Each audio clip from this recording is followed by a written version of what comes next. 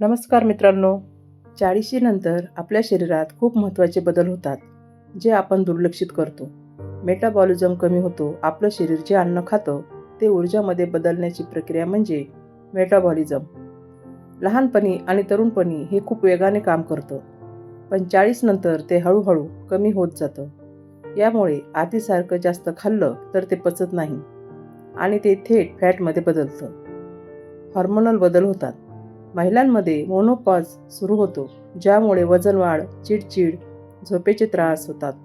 पुरुषांमध्येही testosterone कमी होतो, ज्यामुळे ऊर्जा कमी आणि थकवा वाढतो. जेव्हा आहारामध्ये आपण रोज गहू व तांदळाचा वापर करतो, तेव्हा शरीरात साखर अचानक खूप वाढते. वजन वाढण्याची शक्यता जास्त होते. विशेषतः पोटाजवळ चरबी साठते. याला बेली फॅट म्हणतात आणि हेच सर्वात धोकादायक असतं. डायबिटीज, बीपी आणि कोलेस्ट्रॉल वाढण्याचा धोका. चुकीच्या आहारामुळे शरीरात साखर आणि वाईट फॅट वाढू लागते. हाडे कमजोर होतात. कॅल्शियमची कमतरता वाढते. विशेषतः महिलांमध्ये हा धोका जास्त असतो. पचनक्रिया मंदावते. पूर्वीसारखं हेवी अन्न पचत नाही. गॅस, ॲसिडिटी, बद्धकोष्ठता वाढते. गहू आणि भात का टाळावा? जास्त कार्बोहायड्रेट्स असतात. गहू आणि भात दोन्हीमध्ये कार्ब्स खूप असतात. जर शरीराला एवढी ऊर्जा लागत नसेल तर हे कार्ब्स फॅटमध्ये कन्व्हर्ट होतात. ब्लड शुगर वाढवतात. विशेषतः पांढरा भात खाल्ल्यावर साखर पटकन वाढते. यामुळे डायबिटीजचा धोका वाढतो. वजन वाढवतात. दररोज जास्त प्रमाणात गहू भात खाल्ल्यास वजन वाढतं. विशेषतः पोटावर चरबी जमा होते. गहूमधील ग्लुटीन काही लोकांना सूट होत नाही. यामुळे पोट फुगणे, गॅस, ॲसिडिटी होऊ शकते.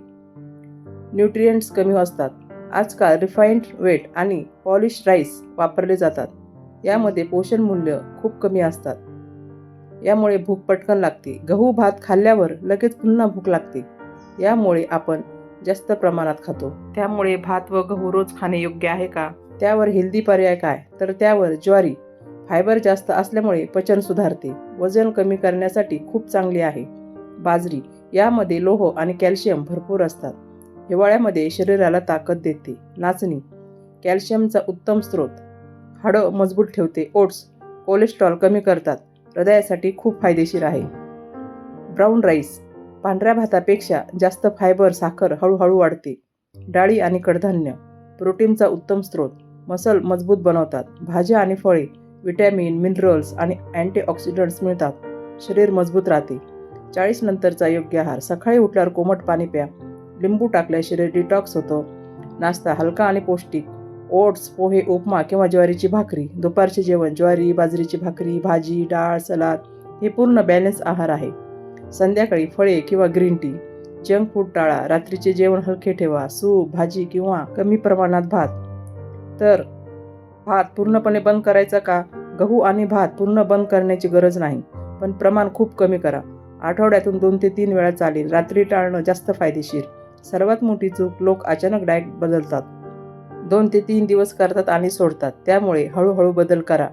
रोज थोडा बदल करा. आहाराबरोबर काय गरजेचं? रोज 30 मिनिटे चालणे, योग आणि प्राणायाम, 7 ते 8 तास झोप, ताण कमी ठेवणे. कोणाला जास्त काळजी घ्यावी? डायबिटीज असलेले, बीपी असलेले, जास्त वजन असलेले, मेनोपॉज असलेल्या महिला. 40शी नंतर शरीर बदलतं आणि त्यानुसार आहार बदलला नाही तर आजार येतात. म्हणून आजपासून एक निर्णय घ्या. गहू आणि भात कमी करा. हेल्दी पर्याय निवडा आणि निरोगी आयुष्य जगा.